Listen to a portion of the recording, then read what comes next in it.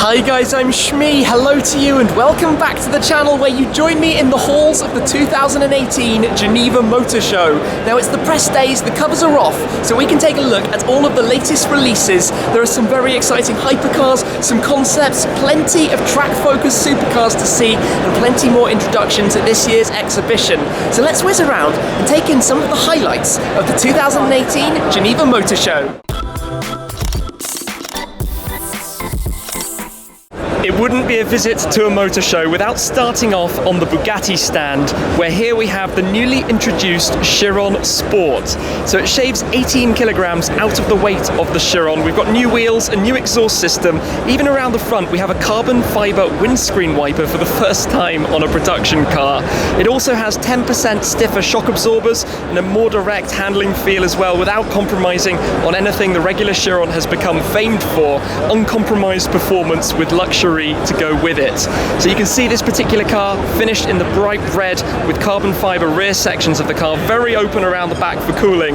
But where better to start than with one of the most iconic hypercars that we know, the Bugatti Chiron. And here you can see that new quad circular exhaust system around at the back.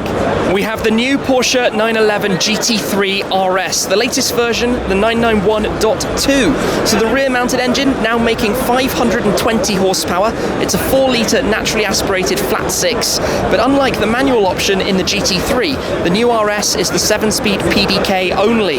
As we take a look around this very bright and bold lizard green launch colour, you can see aerodynamics galore, that huge rear wing at the back, the side intake pods for cooling, and even the louvres on the front arches to reduce turbulent air there as well. No doubt this is going to be a very, very good track weapon. One of the final versions of the 991, but launched here today at Geneva. Over to something very different then, the new Porsche Mission E Cross Turismo. Concept for the first full electric Porsche SUV to arrive potentially in the not too distant future. They're doing interesting things with Mission E, so expect to see this very, very soon in a production car. It comes as no surprise that Audi have launched a new A6. Hot on the heels of the latest generations of the A8 and the A7, the car mixes all sorts of technology, luxuriousness, comfort, features.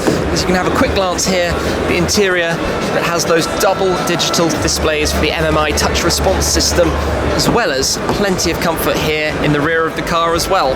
Another manufacturer regularly releasing new cars here at the show is Lamborghini, and this year we have the sky becoming the limit for the Huracan Performante. So the new Spider maintains the 5.2-litre naturally aspirated V10, but now you can hear the soundtrack in all its glory, driving in their track-focused car with the roof open. And remember that the Performante Coupe actually smashed records when it was launched, breaking the Nürburgring Nordschleife lap time amongst many other circuits around the world as well. And this time, in my eyes, open roof, this looks incredible. There is now a 4th engine option in the Bentley Bentayga. So alongside the W12, the new twin-turbo V8 and the diesel variants of the car, the hybrid that we're looking at right here has a 3-litre turbocharged V6, and along with electrical assistance actually has 31 miles of completely electrical range. A similar engine and powertrain setup to that found in the Porsche Panamera 4, but introduced again right here. One of my favourites has to be this, the new Zonda HP Barchetta from Pagani. These are the final 3 Pagani Zondas, and they wear HP for Horacio Pagani, their founder, and they're showing it here 19 years after the launch of the very first Zonda here at the Geneva Motor Show. You can see the biggest change is that slashed off roof, the low roof, the Barchetta styling, as well as the slightly covered up rear arches you can see here. But expect this to have the V12 with 760 horsepower and one of the most monumental soundtracks you could ever imagine. It has become a poster car, and this is the final one. There is also a Huayra Roadster here on the Pagani stand with the clamshells opened up the front and rear so you can see the engine from AMG and the carbon work in all its glory. John Hennessey has bought the Venom F5 here to Geneva, making its public debut at a motor show here in Europe. This is a concept at the moment for what could become the first 300-mile-per-hour supercar in due course. It's certainly got the looks, but will it perform? We will find out in time. Pininfarina always have a crazy concept to show us, and this time around it's the H2 Speed powered by green GT. Full power hydrogen, it says on the back. It looks like something that should be racing at Le Mans, but it's certainly quite a futuristic proposition. The new Zenvo TSR-S is quite a feat of engineering. Just look at the rear wing. It is so active, it can move in all sorts of different directions for optimized airflow. You can see it pivoting from side to side, forwards and backwards here in demonstration mode. The aggressive looks that we're familiar with from Zenvo in Denmark developed further. This is presumably an absolute beast to have the opportunity to drive. And just look at that wing and the way it moves around at the rear of the car. One of my favourites of the show has to be this, the Koenigsegg Regera, and there are two of them to take a look at. This car features their new Ghost package, so some aerodynamic components, for example the canards you can see around the front corners, some additional intakes, some aero parts at the rear as part of the wing. Just looks incredible. Remember, it's got a removable roof that can be placed in the front, and it has near on 2,000 horsepower, as well as Koenigsegg's direct drive system, which needs really quite some explanation that should be saved for another time. Let's go take a look at the other car too. This particular car is very, very blue, and there's actually a story behind that. It's painted to match the owner's Bugatti Chiron that was also launched in colours very similar to this. So the darker sections you can see are exposed carbon fibre, the door system just closing there, it's all motorised and electronically controlled, even the wing just rose up out of the back of the car. It's certainly very, very striking, with the roof removed on this one as well. Touring Superleggera are showing the Skadi Persia. It translates to the Cat of Persia. It's a tribute to a car they built 60 years ago in 1958 for the Shah of Persia, based on a Maserati GT. When it comes to bizarre concepts, how's this? The Icona Nucleus, which has a completely glass opening gull wing and luxurious seating inside. That's the future, people. In amongst the crowd here at Italdesign, we have the Zerouno Duerta. So after launching the Zerouno last year, 5 units of which were to be made in coupe format, they presented it now as an open-top Spider, Duerta being open in the Piemontese dialect in Italy. So it's platform shared with their Volkswagen Group partners, Audi and Lamborghini for example, so it has a 5.2 litre naturally aspirated V10, 610 horsepower, with quite distinct carbon fibre bodywork, lots of aggression, you can see open areas, aggressive aerodynamics, something unique, distinct, and only 5 of these to be made makes it something really rather special. The Eden Green Zeklat mixes some old-fashioned styling with something very much more futuristic. It might even have a bonnet longer than the AMG GTR, which is something quite hard to achieve, and it's painted in this flip blue and purple. Nice to see David Brown here with the latest version of the Speedback GT, the Silverstone edition, very, very classy and elegant. Take a look at this track hypercar, the Aston Martin Valkyrie AMR Pro. So you're probably familiar with the Aston Martin Valkyrie, the project in partnership with Red Bull and a number of other key partners that is basically going to be making the most incredible car that can still wear a number plate. This though is what happens when they don't have to meet road regulations and can build it entirely for the racetrack. Red Bull advanced technologies, but just look at the airflow patterns under the rear of this thing. You can just imagine that this is going to be capable of the most absurd performance on the racetrack. An incredibly tight and snug cabin, still a 2-seater, but just look at the way these components are shaped, tightly wrapped around everything, a teardrop cabin through the centre that we've had a look at in terms of the road car, wheels that are completely enclosed. It is all created and built for aerodynamic efficiency. Look at that front splitter. This must be capable of the most absurd performance when it is unleashed onto a track. There is also the new Vantage GT3 car, so the one that will be racing at events like the 24 Hours of Le Mans. Huge wing overhanging at the rear, very aggressive diffuser down there as well, side exit exhaust down here at the front. Look forward to seeing this out racing. It is one very, very good looking GTE class race car. From those Aston Martins to this, the Lagonda Vision concept. This is something completely different, but an idea of where their future might be in terms of ultra luxury and comfort in a full electric vehicle. It's still got some distinct Aston Martin styling cues that you can see, for example the shape of the grille around the front, although more familiar from the Lagonda Taraf, a V12 powered car we saw in recent years. But this is certainly something something very different from Aston Martin and Lagonda. The W Motors Fenyr Supersport, and in fact the very car that I've seen before now out in Dubai where it's created. It's built in partnership with Roof from Germany, but it has an incredibly aggressive and angular design. Look at the fins down the rear and then those aerodynamic flaps sitting right at the back. The Toyota Supra has been on the horizon for a very long time. We're awaiting the full launch, but here we have a concept of a potential race car, the GR Supra, Toyota Gazoo Racing. Of course, you're familiar with from entries in Le Mans and LMP1, but this is an indication of what the road-going Supra might look like when it arrives with us, hopefully in the not too distant future. Shout out for this little chap, the Abarth 695 Rivale. The Abarth 695 open top, that paint scheme, it might be a little bit quirky, but I think that would be very, very fun.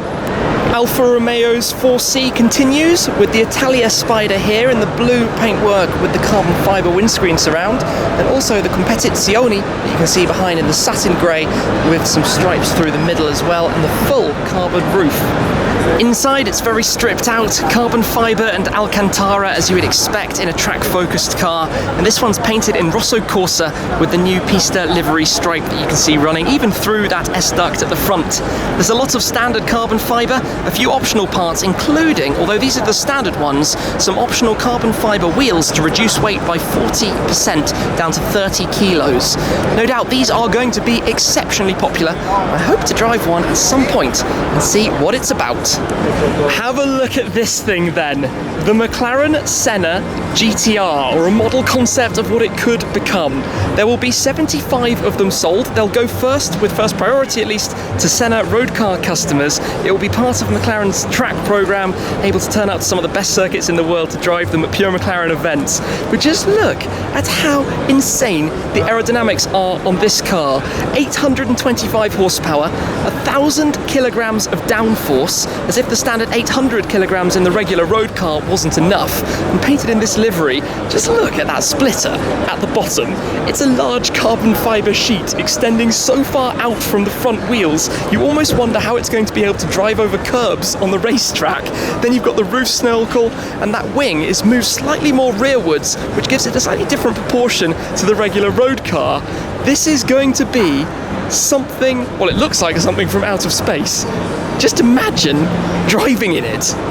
Inside the stand we have one of the 500 Senna road cars, but not just any one. This is finished in a complete exposed carbon fibre bodywork from MSO, McLaren Special Operations, and finished on top of that with some custom accents in yellow and green as you look around the car. It's even got the Senna logo finished onto the end plate of the rear wing. You can see a few differences from the GTR, but this is still a pretty mega aerodynamic machine, and I had a full look around it when they prepared the car and launched it just a few months ago, and it is insanity in every possible way. When you take in things like the gurney flaps here to direct air away from the areas at which the air will flow out from the engine to keep it cool, still 800 horsepower, under 1,200 kilos for the road car that you can take to the track. Here's something special. This is the new Rimac C2.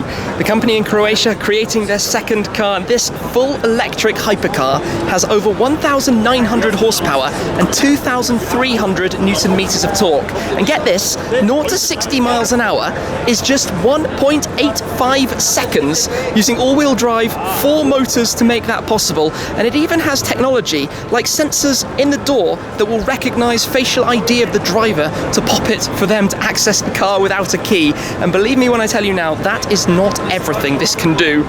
It's distinctly Rimac in design, and it actually has 400 different sensors to read and be a level 4 autonomous vehicle. They're going to make 150 of them, so get in quick if you're interested. Jaguar have launched their full electric SUV, the I-Pace. From sister company Land Rover comes the Range Rover SV Coupe, a 2-door Range Rover Sport. Incredibly exclusive and bespoke, there will not be many of these made, and it comes at a price tag of £250,000. Luxuriousness inside, unique looks in the coupe styling outside. No doubt it's actually going to be in quite high demand. Saving one of the best first until last. This is the new AMG GT3 R1 4-door coupe. So AMG now making a 4-door car as well as the 2-door GT itself. The 63S has 639 horsepower from the 4-litre bi-turbo V8. It looks very much in keeping with the styling of the GT that we've become used to.